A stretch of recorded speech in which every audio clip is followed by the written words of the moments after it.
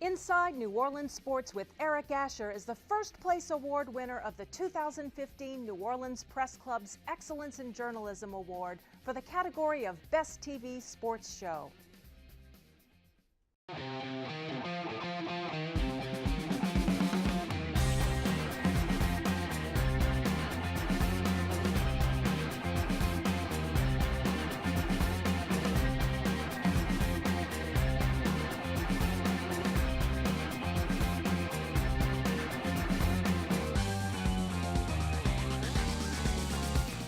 Good evening, New Orleans, and welcome to Inside New Orleans Sports. I'm your host, Eric Asher. Over the next hour, we're going to touch on all the home teams. The New Orleans Saints, the New Orleans Pelicans, the LSU Tigers going against Alabama in another game of the century. And we hope to have time to touch on the Tulane Green Wave as well. Great panel for you tonight. Bradley Handwerger, freelance journalist, joins us on the program, along with Coach Rick Gaille of SportsNOLA.com, and so much more. Again, you can tune in. We'll be going to the phone lines at the bottom of the hour, so check us out until then, and then we'll take your questions. Guys, welcome to the show. Thanks so much for being with us as always. And Bradley, we always like to start off, let the audience know about where they can find you, where your writings, etc. Tell us a little bit about what you're doing. Just continuing to write columns for your website and helping Brett Martell out with the Associated Press, doing some freelance work for him. Right, and of course, Pelicans, Saints, the whole 9 yards. Whatever he needs me to do. There you go. Sounds good. Coach, we Bradley went in quick because we know I got a long list of things that you're involved in. Go ahead, let it go. Well, guys, you might want to get a drink and come back. Prep recruiting insider at WHNO, still writing for SportsNOLA.com, and I hope to have a midterm evaluation on the Saints coming out tomorrow. Also WGSO, 990 AM, the original, yes, with Ken Trahan on Friday night from 6 to 11. Tomorrow's week 10 already. Wow. Mm-hmm. Week's not what it used to be. No. And also the Three Tailgaters on Saturday morning. And of course, your columns at Sports NOLA are exceptional. They really are. Thank you. Guys, thanks for being with us. Let's start with the Saints. Huge game last week, 52-49, one for the ages.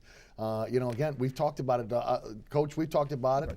Right. Take it a game at a time, take it a quarter at a time. Young team, a lot of turnover in the roster. Let's see what they're going to be doing in the second quarter. Let's see what they'll do in the third, and then finally see what they'll do in the fourth. Well, guys, the team has played very, very well in the second quarter of the season. Now 3-1 in the second quarter, now 4-4.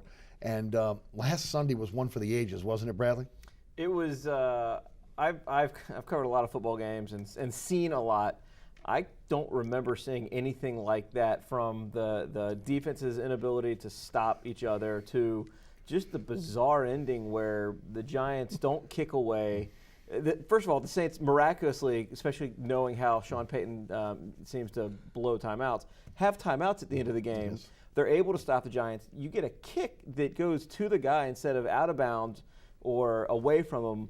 Coverage isn't there. You get this insane face mask penalty, yes, and a 50-yard game winner from a guy who hasn't been on the team longer than a week. Like, I've never seen anything like that before. Yeah. And a fumble recovery in there too, right? And a fumble recovery in there. Ball kind of pops out, and it was meant to be, obviously. Yeah. There's no doubt. I'm not afraid to say divine intervention.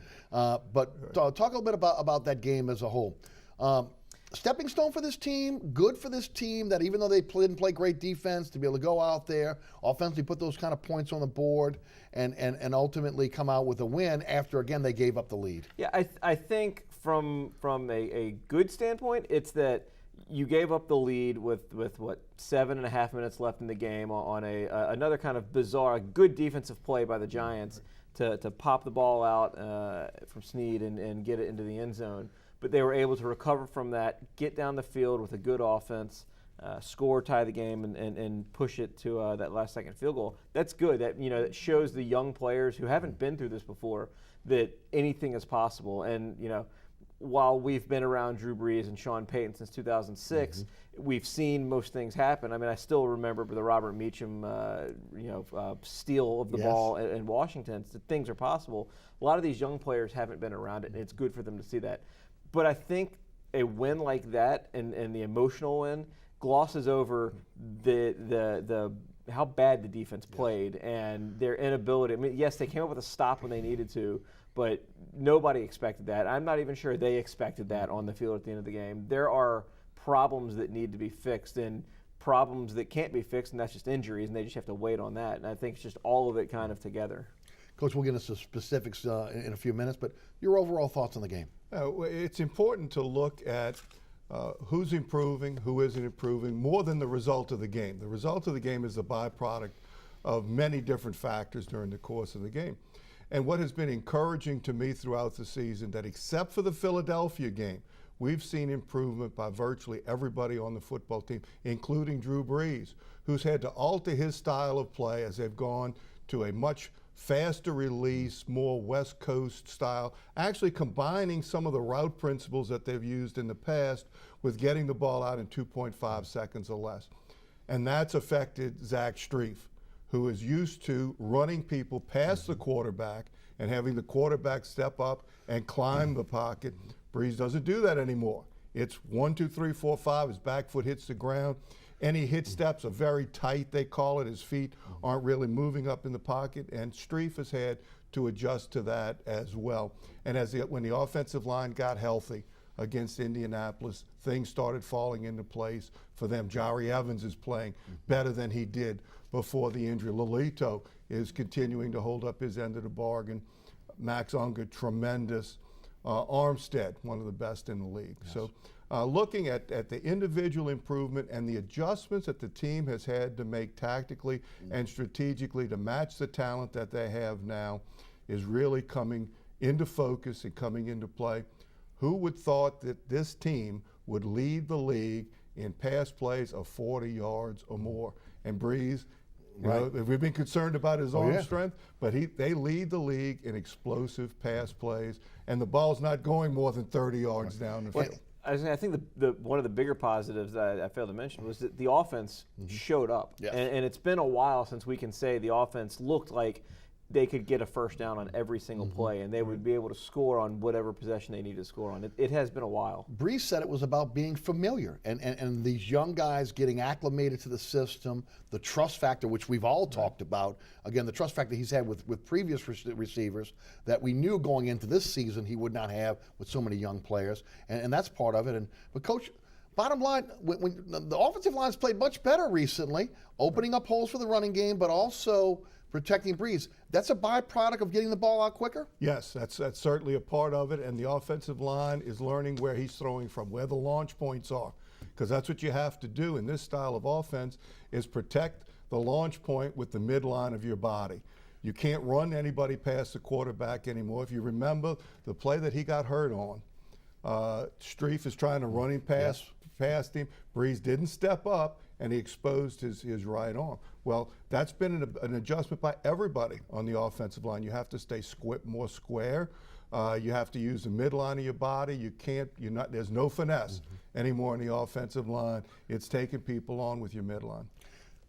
How much of that can also affect the running game? I mean, I think the running game has shown up a little bit more here lately, and you know they're having to change on the offensive line. What you're saying is their style. Is that affecting in a positive manner the run game? Well, they're having to change some of their style because this is maybe the worst outside zone blocking team in the league. They're not very good at that, but they're good at man blocking. They're good at power blocking, and they're doing more of that now than they did in the past. And teams are having to get in full pass rush mode, and it is very difficult to rush the passer and defend the running game. Two entirely different techniques.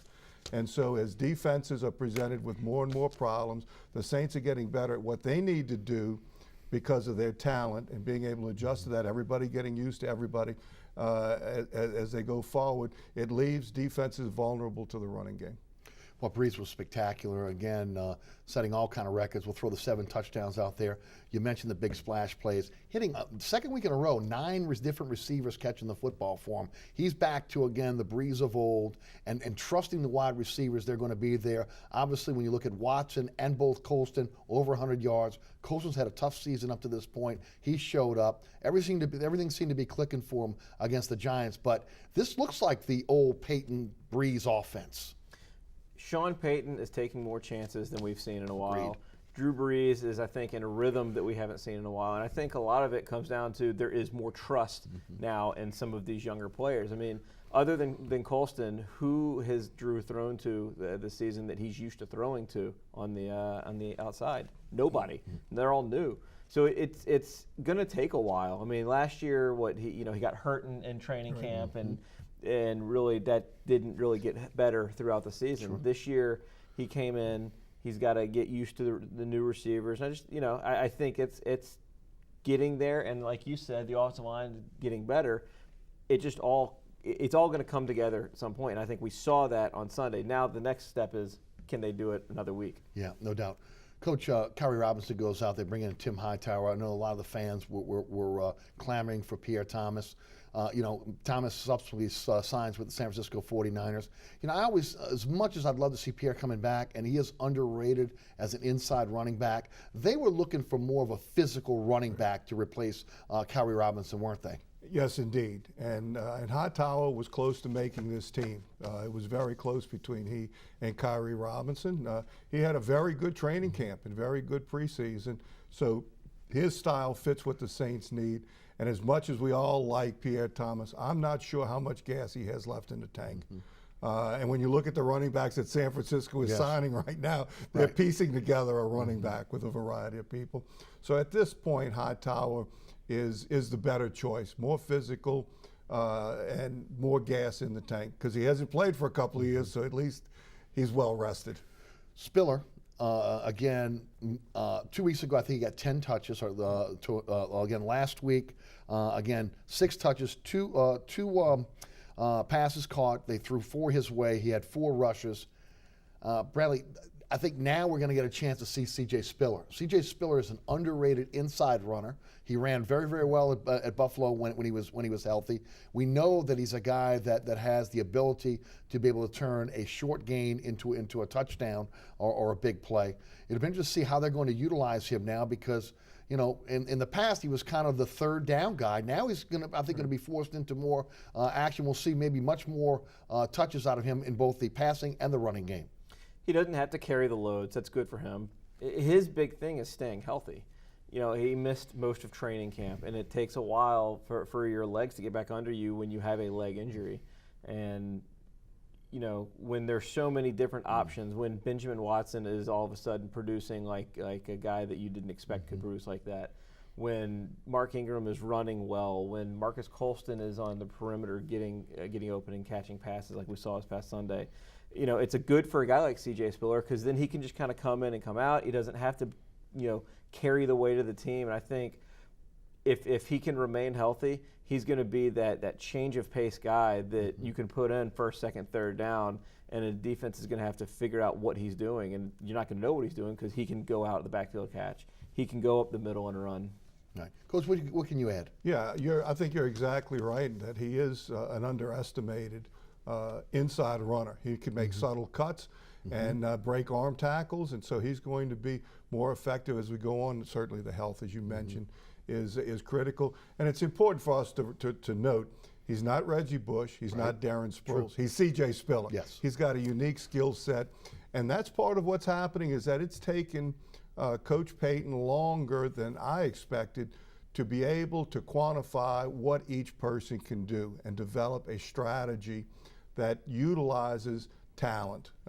There's plenty of offenses out there, plenty of schemes you could come up with, but the idea that you have to blend what the quarterback can do with what everybody else can do, and some people have had to adjust, and it's taken them a while to do that.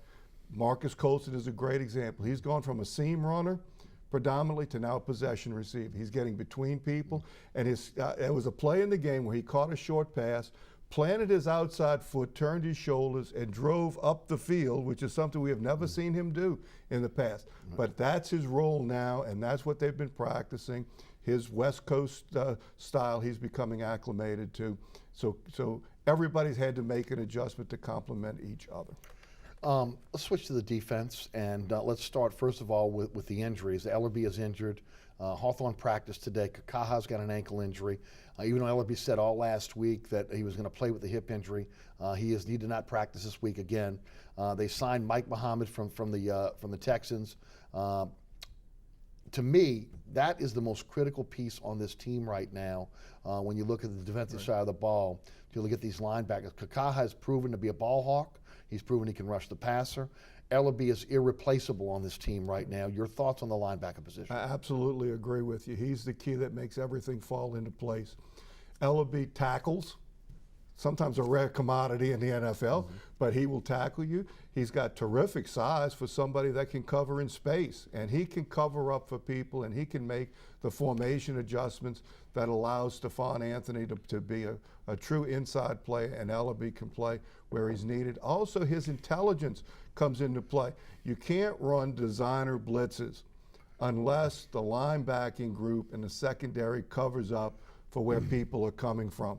And against the Colts especially, Ellaby could line up over one guard area and go out and cover a wide receiver on the opposite side of the center while 4 people are coming from that side.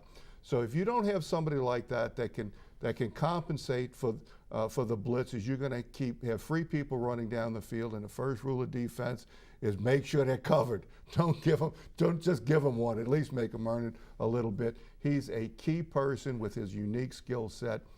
If he's not there, every week can be a crisis. Right. Your thoughts on the play of the linebacker position and the loss of these guys, which I think are pretty critical going forward. You know, the one thing we worried about going into the season, no matter what, was quality depth. And again, when you turn the roster over that much, when you bring in that many young players, you tend to suffer with the quality depth. And we saw that early when you looked at defensive secondary, maybe a little bit in the offensive line. We're seeing it in the linebacker position now. An old friend of mine I used to cover Auburn with, Colin Mickle, used to say when it kind of got deep in the depth chart, watching a who's who of who's that. And I feel like we've gotten to that point right now with the Saints. I mean, it's a core group that when they're healthy, they're probably the strongest part of the team. The defensive line is playing better than maybe I expect this year, but the linebackers, when healthy, make this defense run. And right now, when you're missing the Kikaha, and you're missing the Ellaby, and you're missing the Hawthorne, you're missing a lot of experience in there with Ellaby and Hawthorne, and you're missing some explosiveness, never give up in Kikaha. It's a problem, and it affects the defense as a whole. And I think, you know, when we look at some of the issues that we see with the secondary, it's because the linebackers aren't healthy. When we see maybe the defensive line have some issues, maybe not getting the quarterback enough time, it's because the linebackers aren't healthy. I think it's going to be a problem going forward for this team if they can't remain healthy or get some of these guys back quickly. Coach, Stephon Anthony has had a pretty good year so far. Yes, Michael Marty played a lot last week. What did you see out of the linebacking core? Crisis. It's just getting guys out there as best they can. It's good to have people like a Ramon Humber because he's a good hand. Who also is injured. He can get in there and get you some snaps, but he's not a good regular player. It's going to be the same thing with Marty. He's not a starting long-term NFL linebacker, but he can give you some quality reps on occasion. So they're having to rotate that weak side linebacker position pretty much like they're having to do running backs, that just keep one person in after the other, because none of them so far, even Hawthorne, with his skill level and his experience, is not a great every down linebacker. Let's talk a little bit about the defensive backfield. Again, you're hoping that you can get Keenan Lewis back. He looked like he was laboring last week a little bit when he had to turn his hips and he had to cover going deep. He looked like he didn't have the same speed, didn't have the same ability to be able to really cover a receiver going long. You got a situation right now with Swan with another concussion. As we were talking about before we went on, this could be kind of the end for the season for Swan when you get 2 concussions within 3 games. So that's a possibility there. We've seen Devin Breaux hot and cold at times. You talk to some individuals out there that cover the NFL and they think that Breaux is really playing well. You talk to some others and they're pointing to the 5 touchdowns that he's given up in the last few weeks. 3 on his feet. Right. Agreed. Coach, the real big Achilles heel right now, the whipping boy for the defense is Brandon Browner. I had Chris Landry, NFL scout, on my radio show today, and he enlightened me on something that again, I got to be honest with you, looking at the history of Brandon Browner, always thought he was, again, more of a press, man-to-man cover corner. A guy that would hit you coming off the line of scrimmage, disrupt your route, and then ultimately have to have help over the top. He explained that, again, he is more of a zone corner, and we talked about it before we came on today. Enlighten the audience on who Brandon Browner is and how he should be playing in this defense. Well, Brandon Browner has to play close to the line of scrimmage and disrupt the receiver because he does not have the skill set to play off and play man coverage. I mean, that's his game is to get on a receiver and to try to disrupt them and get the pass rush to them as quickly as possible. But every place he's been, he's had help, either from linebackers underneath or from safeties over the top. He's very smart at getting players to their help. He's not very good having to cover somebody by himself without help, and that's been the problem. That he's a couple of things that he's been left on his own, and that a lot of that it comes down to injuries again. When has the Saints secondary been healthy? Much less the linebackers. I mean, they're okay with their first guys, right? Even all the way through nickel and dime backs. They're okay with that, but as soon as one of them goes down, then everything is not as effective. So he's getting left on island, but his technique and his discipline is disappointing to me. That he grabs too much when he doesn't have to. He doesn't trust his technique, so he ends up panicking and grabbing and holding, and now everybody's looking for him. Yes. He led the league last year in penalties. And again he's about matched all of his penalties from last year in the first half of this season. He doesn't trust his technique. He's put on an island, sometimes out of necessity. They may not have an alternative to that right now, and but he's got to have greater technique discipline if this team is going to do anything going forward. Coach, when he played with Richard Sherman, when he played with Revis Island, in a lot of cases, they were playing combo coverages, and if you would, explain that to the audience. Right, that especially last year, Revis could play man-to-man on his guy, and what they would do, a majority of the time, they'd put Revis on the number 2 receiver and let him cancel the number 2 receiver, and they'd double the number 1 receiver with Browner and either a nickel dime back or an outside linebacker. So they were double teaming the number 1 receiver, leaving Revis with the number 2 receiver. And with Sherman always played the left side, Browner played the right side. And they could play either 3 deep zone, even though they were in press coverage. That was something that's unique about Seattle, is that the corners could press but still have deep responsibility. They were both bigger than the average corner. They could play deep third coverage from underneath the receiver because you can't throw it over them at 6'3" and 6'4", but they were retreating, they were turning and running very, very quickly. So you could play 3 deep from press coverage. That's something that's unique and other teams in the league are trying to get to. If healthy, how should the Saints utilize Brandon Browner? Very much the way that that New England did last year. I would prefer to see him on the number 1 receiver with help, and that way Keenan Lewis, if he's healthy, or Delvin Breaux, who has had an exceptional season. He's had 8 penalties, Delvin Breaux, so far. He had 4 in the first game. So that means in the last 7 games, he's only had 4 penalties. Shows me he's coachable, that he's teachable, that he takes his craft very seriously. Really good upside there. I think against Indianapolis especially, they left him with their number 1 guy without help too many times. And you're going to trip and fall, and something's going to happen there. But that's the way that I would prefer to see it. Give Browner some help on the number 1 receiver. Let the other corners take the number 2 receiver.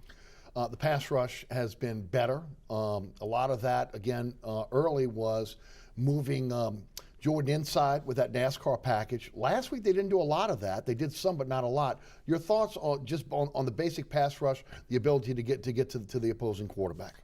I think the biggest thing I've seen is Cam Jordan's getting back to what Cam Jordan was a couple years ago.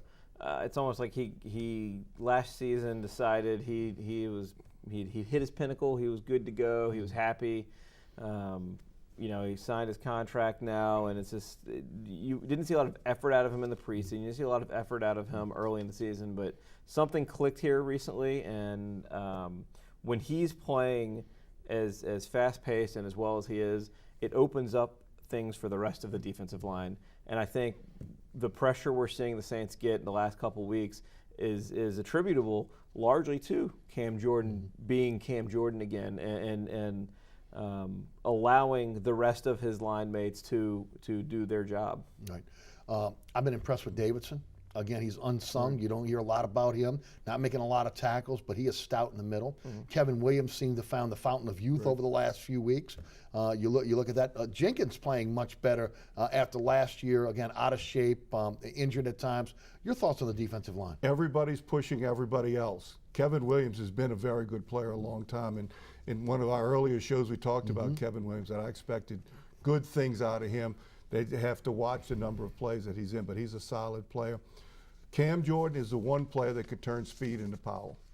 And that's what he's gotten back, and why he can play inside on the guard, or he could play on the edge. He's not going to run around the edge guy, but he's going to get the edge guy on one foot, having to move to get into pass protection, and then he could turn speed into power and knock the blocker back. And something you're seeing, and Jordan is a great example of this, the Saints aren't doing the same thing 2 weeks in a row. They're not giving people a line on what they're doing on either side of the ball. So against Indianapolis, Adebali's on the edge, Cam Jordan is on the inside. The next week, Adebali's inside, Cam Jordan is outside. So they're mixing it up with that. And you really, once again, going back to the offense, you see that with them. Against Indianapolis, 3 tight ends, 25% of the time, featured formation. This week, empty, 1 tight end, no backs, 4 wide receivers. So they're giving both sides of the ball are giving the opposition different looks from week to week. That's called game plan, opponent-specific plans, and the Saints are utilizing that right now. Bradley, you brought it up a little bit earlier. I've talked about on both the radio and TV shows the different mindset we've seen with Sean Payton from maybe the first couple weeks of the season to now. A much more aggressive coach, almost like he said, you know what, I'm going to lose. I'm going to go down fighting. I think it's permeated throughout the team. You've seen it on special teams. You've seen it on the defensive side of the ball. Your thoughts? When things were going poorly early in the season, you could see, Sean's never been a quiet guy on the sideline, but he just seemed extra agitated, and things weren't going right, and you could hear it in the way he talked to the media after games. You could see it in his demeanor on the sidelines. And I think, when your back's against the wall and you're in this position and people expect you to do well, and you've got Drew Brees, a future Hall of Famer, as a quarterback, and your window is only limited at this point, you make a decision at some point. You wake up one morning and you're like, you know what, I just got to start going for it. And we're seeing his aggressiveness come back. We're seeing him go for 4th down in his own territory and fake field goals. And I think largely it's spurred the rest of the team, because when your coach has confidence in you to go for a 4th down, when your coach has confidence in you to get a fake field goal in that position against Indianapolis a couple weeks ago, the team says to itself, well, all right, if he has confidence in us, then we should have confidence in ourselves. And I think it just permeates, and that's one of the biggest differences I've seen from 0-3 to 4-4. You've been on the sideline, Coach. You've been in that position. What can you add to that? Sean Payton needs to be Sean Payton. That was the first thing I wrote way back in minicamp, that he's got to be him. Now, who is Sean Payton? He's aggressive. When he's at his best, he's sharp. He's sarcastic. He's he could be a pain at times. He's great at putting burrs under people's saddle and then having them rub up against it, keeping them on edge as well. Sean Payton needs to be Sean Payton. I thought last year he was too collegial at times. He's not collegial. Get on your horse and let's go, Sean. Sean Payton's got to be Sean Payton. When he gives one of his famous kind of responses, or especially in one of his pressers, if somebody asks him a question, he starts to look up before he answers. I know he's on his game. There you go. Coach Rick Gaille is with us from SportsNola.com and WGSO Radio. Bradley Handwerger, again, stringer for the Associated Press and also freelance journalist with us. My name is Eric Asher. You're watching Inside New Orleans Sports. We'll be right back.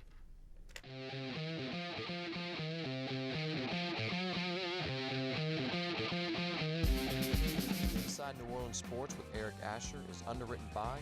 Located on Lake Pontchartrain, Brisbee's Lakefront Restaurant and Bar offers traditional West End favorites, a scenic view, oysters, and numerous tasty options. More information is available at 504-304-4125 or brisbeesrestaurant.com.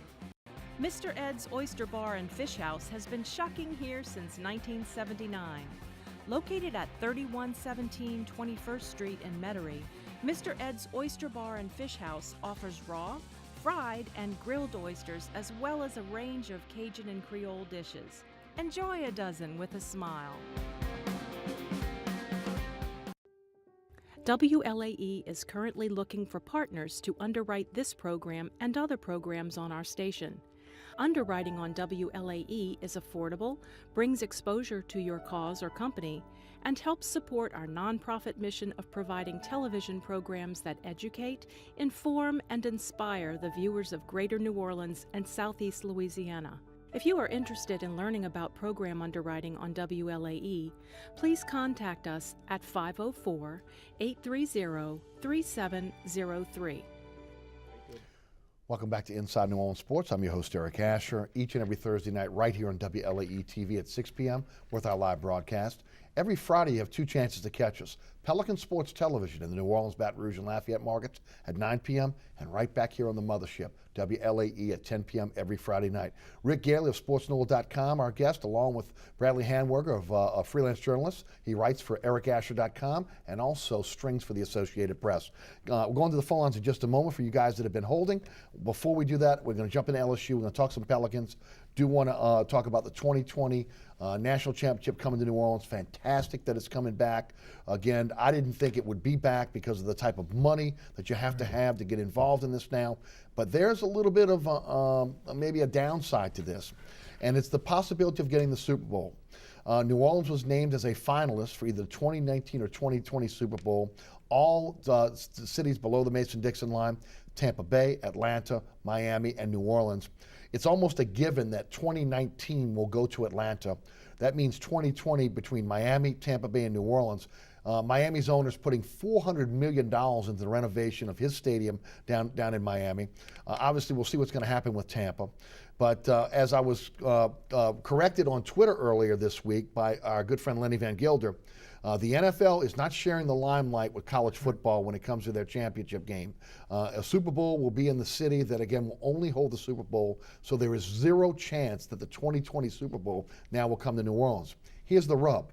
By 2021, more than likely we're going to see a new stadium in Los Angeles, which means LA will probably get that game, which means we get pushed back to probably 2022. And then comes the question of, will the NFL go into the Superdome in 2022 when there probably will be a talk of a new stadium? Bradley, I'll take you first. You've been involved in this in your time over at Channel 4. We've seen the trials and tribulations of new stadiums, trying to get these games here. Great that the National Championship is here, but it probably means that the Super Bowl is not coming back to New Orleans for a while.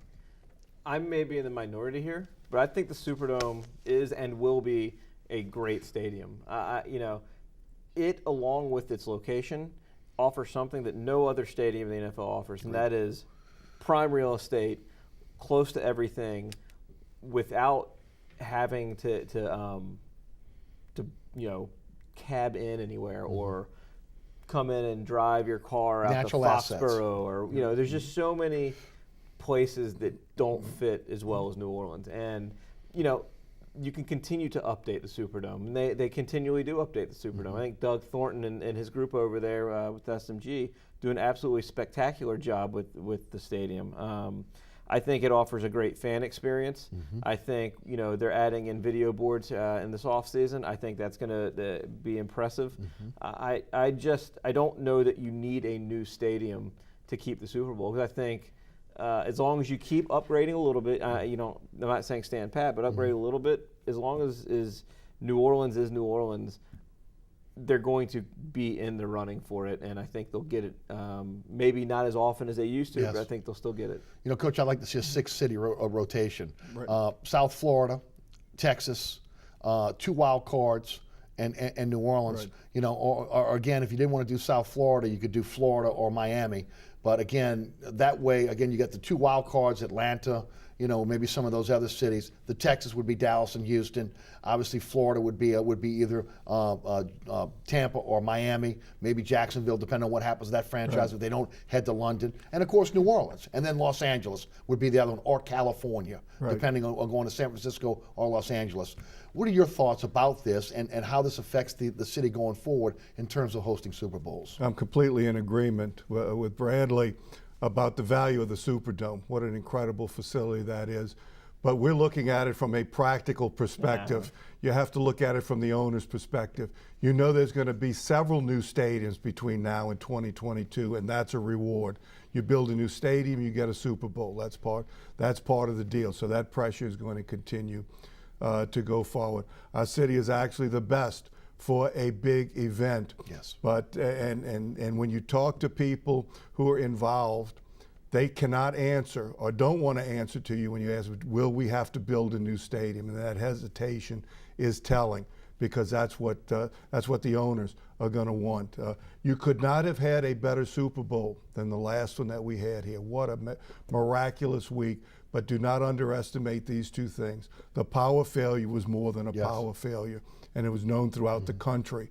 That difficult. It could have happened anywhere. Sure. All right. The New York Super Bowl could have been the next day when a blizzard kept everybody in.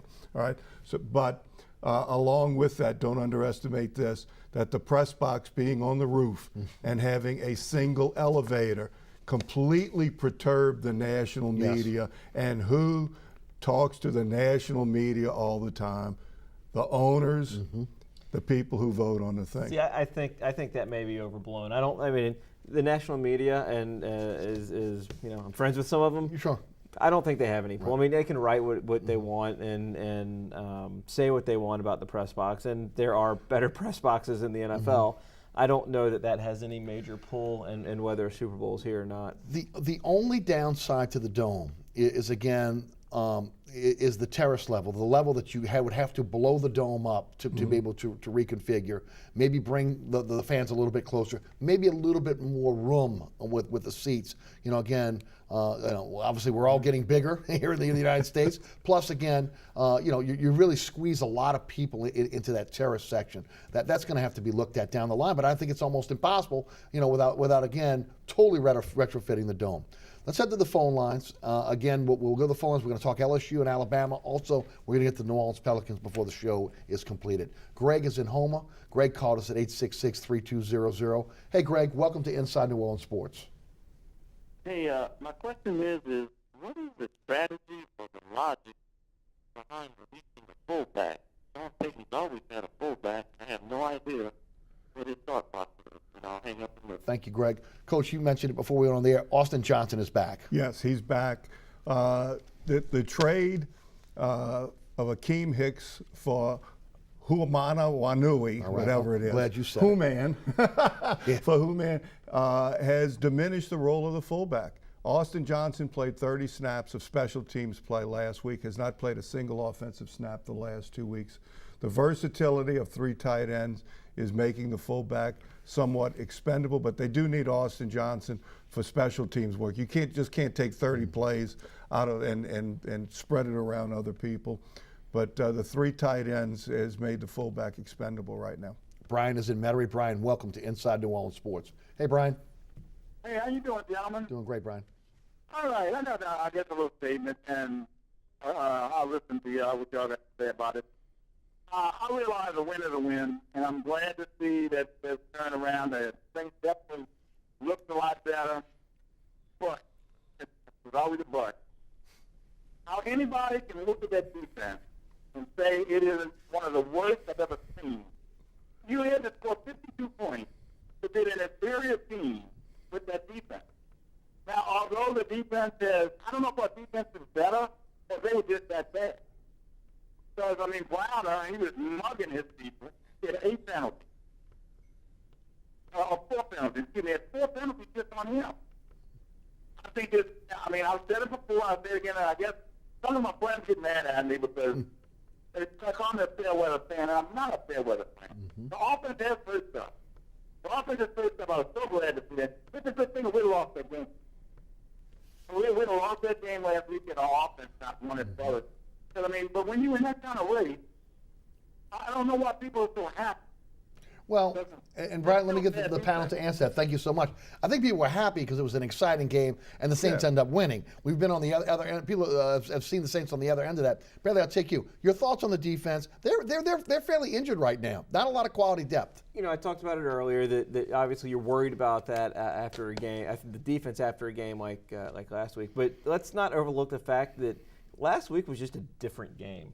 you can't judge how good or how bad a team's defense or offense is off of that. I think you can look at the offense and see, all right, they look like they're starting to hit on all cylinders. You can look at the defense and be worried about it, but ultimately, when a game ends 52-49, you throw everything out because it's just not natural. It's not normal. It's not what you judge a team on.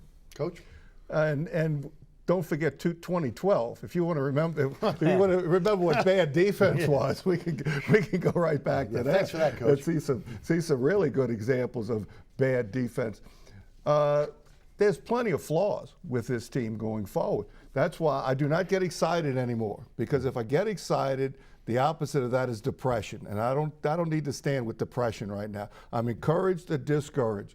So there's plenty of flaws. There's going to be plenty of ups and downs as we go forward. If the sack fumble is not overturned by penalty, the Saints win by 2 scores, not just a field goal at the end. They're ready to put the Giants to sleep at that particular point. And when the Saints needed to, they came up with a 3 and out at the end of the game. So we can be encouraged by that. You don't have to be, we don't have to drink Kool-Aid, all right? Just be happy with what happened, be encouraged by it, but know there's going to be plenty of peaks and valleys going forward. The game of the century, what, part 7, 8? Of the week. It seems like every year. LSU, again, number 2 in the college playoff rankings, number 4 in the AP and the coaches poll. They take on Alabama again. They're number 4 now in the coaches poll. I'm sorry, in the college football playoff poll. Your thoughts on this game? I think it's going to be a heck of a contest. Each team's strengths are the other team's strengths.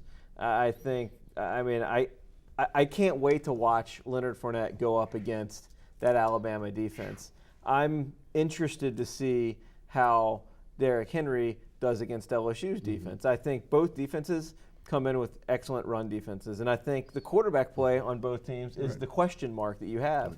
Can they, when put in a situation, answer the call? I think the atmosphere is going to be great. I love that this game is the night CBS game. Yes. I ultimately think LSU will come out on top. I think Alabama's played, strangely, worse at home this year than they have on the road, which does not bode well for them in Tuscaloosa. Coach, we're going to find out a lot about Brandon Harris this week, aren't we? Absolutely. In this week's game of the century, yes. I call it.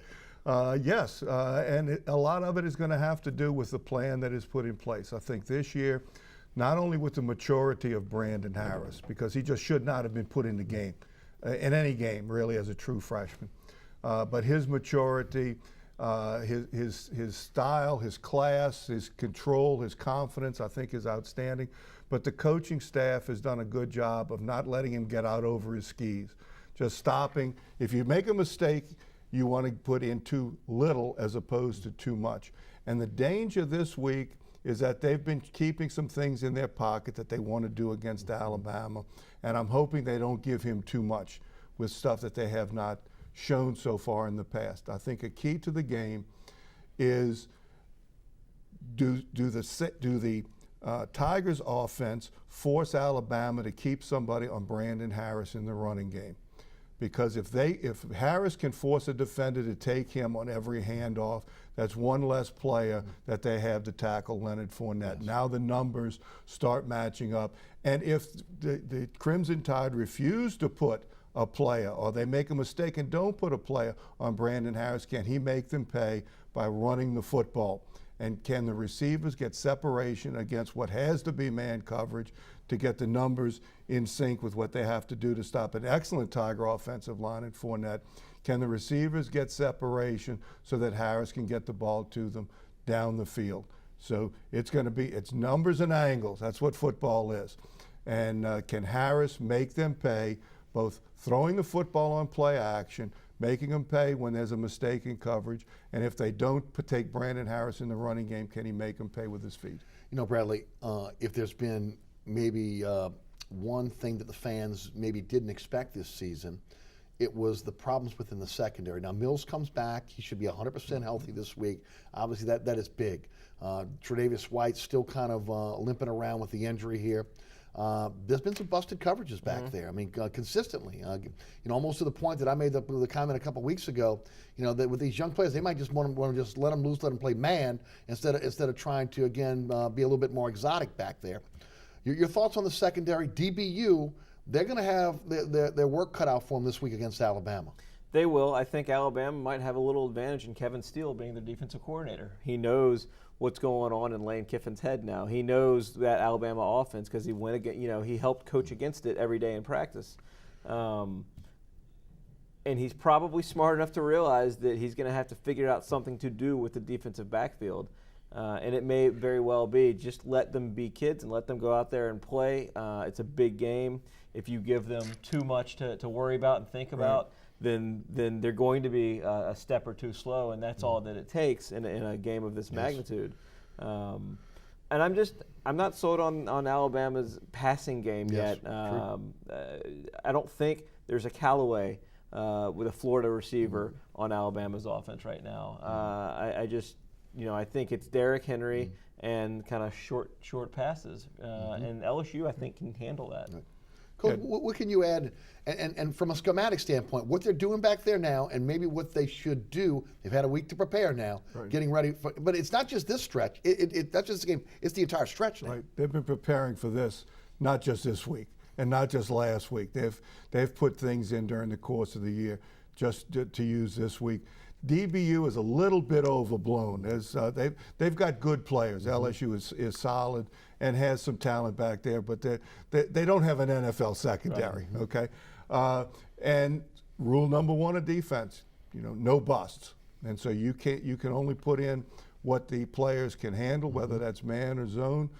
Most of the time, I preferred zone because you kept your eyes on the quarterback.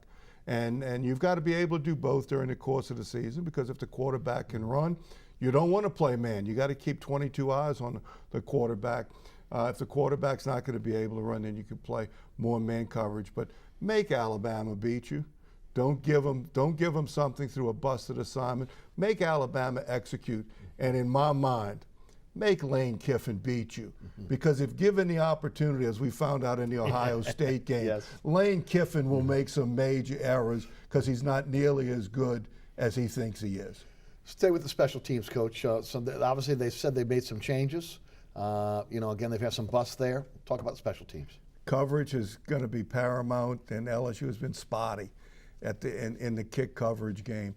And that in a game like this, one of the last times they were in Tuscaloosa, 9-6 was all kicking game during the course of it. So special teams is going to be a big role. We saw much improved in the last game, much improved coverage teams by LSU, because that's one area, with the physical talent that they have, they got plenty of people that can cover kicks. Right. And they've got to do an excellent job in that. And even though Tre'Davious White is a pretty good returner, I like Dante Jackson back there right now. Much better. Yeah. I like him. He is a game breaker. Better decisions, better vision, better everything. And the speed as well. I mean, he can make one guy miss and it's over. I mean, literally, he could take it to the house, no doubt. The college football rankings. Now, again, nobody gets too high or too low, but I'm going to tell you right now. As soon as it was announced, I went straight to the internet and looked up Clemson's schedule. Come on. The only team they really played, really tough team, is Notre Dame, and they beat them. When you're looking at Wolford and Hall, some of the other teams they played, I'm like, okay. Now, LSU hasn't played a very, very tough schedule yet. I mean, they've had to play within the SEC. Auburn was thought to be a little bit better when they played them. Mississippi State is still ranked. Obviously, Florida ranked. Murder's Row's coming up. Your thoughts on the rankings? Look, it doesn't matter because LSU controls their own destiny. They went out, they're the number one seed.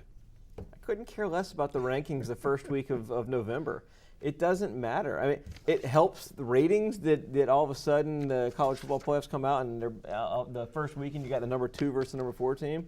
But people getting up in arms over something on November 1st when we saw last year that things changed and teams lost and final month of the season was topsy-turvy. You're going to see that again this year. It's just the nature of the beast.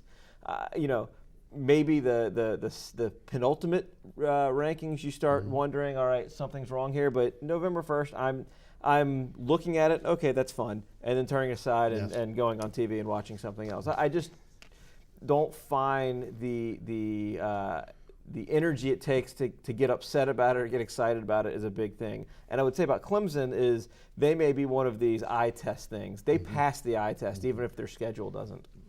Coach, what can you add? It's fun, and it's all going to play out, and something is going to happen that none of us are going to predict. It always does. But one of my certifications is in history, and I've taught history both face-to-face and online, and I'm continually amazed at the number of times that we try to write history before it happens. All right, let it play out, and then let's analyze it, and it will work its way out, but it's fun along the way. I know. I'm a fun sponge. It's great. Yeah. Well, you've picked LSU already. Coach, your thoughts? LSU is a better team overall. And I like LSU coming into this. I hate to pick because I'm always the kiss of death, but I believe LSU is the better team as well. You have to watch, obviously, look, it's going to be a wet field, but I think that Fournette proved against Western Kentucky, if necessary, they can grind it out.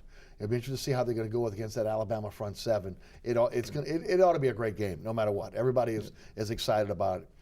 What people are not excited about now is the start for the New Orleans Pelicans, 0-4. Guys, I'm one of those ones that were saying in the offseason, you didn't do what you needed to do to upgrade this team. You're going with the same players, hoping they're going to be healthy in a system that is physically demanding. You have to be in shape. You can't be a team that's predisposed to injuries in order for this to work. Right now, Anthony Davis looks out of sorts, discombobulated. He doesn't look like the same player, and we know he's a great player, if not one of the best players in the NBA. This is supposed to be an up-tempo offense where you have constant movement on the offensive end. They're not moving on the offensive end. Everyone is standing around watching somebody else shoot a jump shot. When Drew Holiday is in the game, you get some semblance of a guy that can drive and kick, and the defense has to at least account for him. Anthony Davis is getting, I said quadruple team the other night. That's a little bit of an exaggeration, but he can't take a step without having two players on him at this point. And then offensive rebounding. One player going to the boards. If this is by design, I'm shaking my head because then four guys are standing around. They're trying to get back on defense, but yet the transition and perimeter defense is non-existent right now. You can blame it on the injuries. You can blame it on maybe the system at this point, not really grasping the system. I'm looking at a team right now that's got dead legs. They tried to get themselves in shape. They don't look like they're in shape right now. And the Pelicans are in a little bit of a tailspin, 0-4. I understand it's an 82-game season, but there is something wrong with this team right now in terms of them grasping the principles of what Gentry's trying to do. You've covered basketball for a long time. That was long-winded. Your thoughts? 78-4 can still win a title. Yeah. If Michael Jordan's on the team and you got Pippen. I think what we're seeing is the exact opposite of Monty Ball. We saw way too much defense and not enough offense with Monty Williams. We're seeing way too much attempted, and I say attempted because it's not necessarily real offense, but attempted offense with Alvin Gentry and not enough defense. And in the NBA, your offense starts with your defense. You have to be able to shut teams down and stop them. And look, I understand two of the first games were against Steph Curry, who is playing as well as anybody in the last 10 years right now. And Portland opening up at home, which is tough. Portland opening up at home, really good team. But one of the things that I've seen some of the people I follow who cover the Pelicans full time and know the sport really well say is the Pelicans offense isn't working right now, but the shots will eventually fall. There's a lot of open baskets right now that aren't going down that will eventually fall. I don't think this is one of those prime examples of they're not as bad as they look. Right. And it's the opposite of that. They're not as good as they look. Well, they're not as bad as they look. I think they're a better team, and they will get better. It's a very, like you said, leg-heavy offense because you're constantly running and moving. You read it all summer. They were practicing pretty up tempo and pretty hard all summer. It takes it takes a toll on your body. Go through training camp. You have injuries, so people are playing minutes that they're not used to playing. It will all come back. I'm not saying this team's ready to be a playoff contender right now because they obviously have a lot of work to do. But I think you're going to see probably sometime in December, maybe late December, early January, things start to click a little bit better. And I know you don't want to hear that as a fan because that means you have to go through some really rough times. Right. But As I tweeted out the other day, most up until this year, most people weren't even paying attention to the NBA basketball team in November. Now with the spotlight on AD and everything else, there's a spotlight there. And as I said, the Pelican brass would probably like to go back in time now to when people aren't paying attention. But Coach, rebounding, defense, it's about effort. And even with some of these guys that are being counted on that are backups right now, I'm just not seeing the effort. Right, and I absolutely agree with you. When things aren't going well, it's easy to find everything is bad, and you see no light at the end of the tunnel. And when you talk about our discussions that we've had with the Saints, it's being able to analyze individually what people are doing. It's going to be tough in the West to dig yourself a hole early in the year, because if the Pelicans don't make the playoffs this year, can you say it was a successful year? Absolutely not. You can't go backwards from what they did last year. And personally, I didn't think Monty Williams was the problem, and I don't think it was specific. You have a different, you have a Monty Williams, but an offensive Monty Williams instead of a defensive Monty Williams. They're a long way away from being effective, because number one, you either have to have players in great condition or you need a lot of players. Yes. And right now, they're not in great condition, and they don't have a lot of players. They're playing with a bunch of guys that are barely NBA caliber. The roster of those who are playing right now, the ones that are on the floor, are not NBA. Right. That's not an NBA Although roster. I will say Tony Douglas is a nice addition, and he does play defense. And again, I think even though Ish Smith has come in, I think as soon as obviously they're back to full strength, he's probably back in the D League. I will say this. You brought this up on this program a couple seasons ago. Dell Demps manages this team like a fantasy basketball team. How long before Dell Demps, who I believe he's on the hot seat. Monty went out this past year. If he doesn't get it done, more than likely he's going to be the one that walks the plank. How long till he starts making moves with this team to either try to upgrade the roster or bring other players in? To me it depends maybe a little bit on injury length, how long some of these players are out, and how far they fall before hitting bottom. Could be 2 weeks, could be a month, but it's Dell Demps. The trigger finger is going to get pulled at some point. He's going to start making decisions that may not be for the best of the team. When do you see this tailspin ending? They got a tough first part I of the don't schedule. know that I do anytime soon. Right. I mean, it's a tough schedule, and they're very injured. Right, Coach? Yeah, and I'm not sure if any 0-4 teams starting the season have ever made the playoffs. Right. I think I heard. If you don't make the playoffs, it's a failure. And if the tailspin goes any length of time at all, Dale Demps has got to make it appear, not make it appear. He's got to do something, or else he's worthless. I think I heard Scott Alexander say today the Dallas Mavericks were able to do it, the only team in NBA history to go 0-4 and make the playoffs. Saints versus the Titans. Titans fired their coach this week. What do you think happens? Saints win. I think the Titans are not there yet. Yeah, the Saints should win the game, because I think the youthful exuberance will help buoy the team and keep it from being a trap game, because they're having fun playing, and the leaders are leading. So I look forward to that. I think the Titans will play inspired, because there is an effect that when you change the environment, short term you're going to get an improvement. So I think you're going to get an inspired effort out of Tennessee. The Saints have got to punch them in the nose right off the bat. Coach Rick Gaille, Bradley Handwerger, thanks so much for being with us tonight on Inside New Orleans Sports. Thanks so much for tuning in. Remember, there's a rebroadcast of this program each and every Friday night right here on WLAE at 10 p.m. Also on Pelican Sports Television in the New Orleans, Baton Rouge, and Lafayette markets, 9 p.m. each and every Friday night. You can catch me on the radio, 990 AM WGSO, 11 to 1 weekdays. You can catch us on the TuneIn Radio app as well as at ericasher.com. And as always, again, don't forget, every Monday now, it is at Legacy Kitchen, 7 to 8, myself and Saints Hall of Famer Tyrone Hughes. We break down the Saints, LSU, Tulane, and also the Pelicans.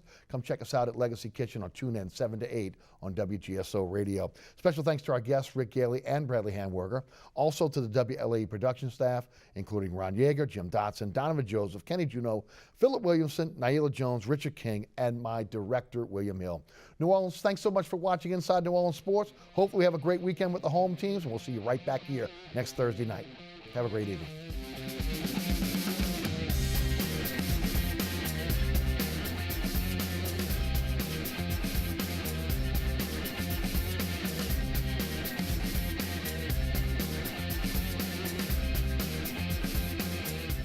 Inside New Orleans Sports with Eric Asher is the first place award winner of the 2015 New Orleans Press Club's Excellence in Journalism Award for the category of Best TV Sports Show.